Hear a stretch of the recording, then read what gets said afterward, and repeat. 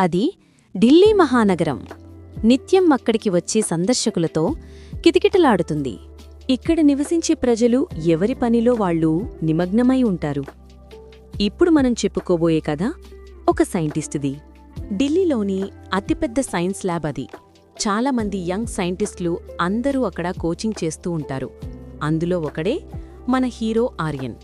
మన హీరో ఆర్యన్ ఒక genius scientist. ఎప్పుడూ కొత్తది, అసాధ్యమని అనుకున్నదే అన్వేషించే వ్యక్తి.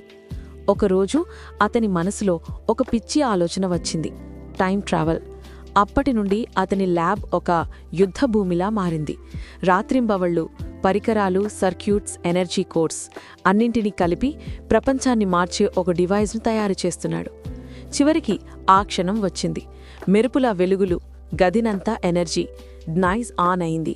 అతను చేతికి పెట్టుకున్న క్షణమే సమయం కదిలింది. లోకం మారిపోయింది. ఇప్పుడు ఆర్యన్ ఎక్కడున్నాడు?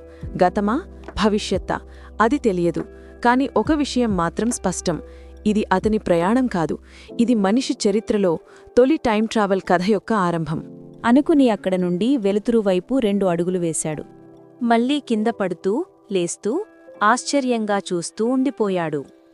అంతే, చుట్టూ ఉన్న ప్రపంచం మారిపోయింది.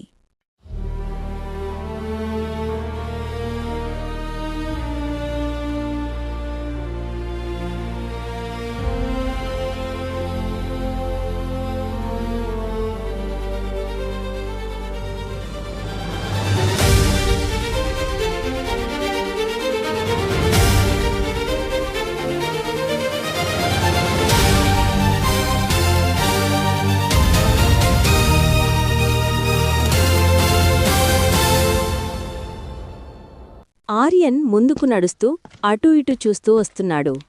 ఇంతలో అక్కడికి రోబోటిక్ పోలీస్ వచ్చి ఆర్యన్ని చుట్టుముట్టి ఆర్యన్ని అరెస్ట్ చేసి వాళ్లు స్పేస్ షిప్లో తీసుకుని భూమియోని జైల్లో ఆర్యన్ని బంధిస్తారు.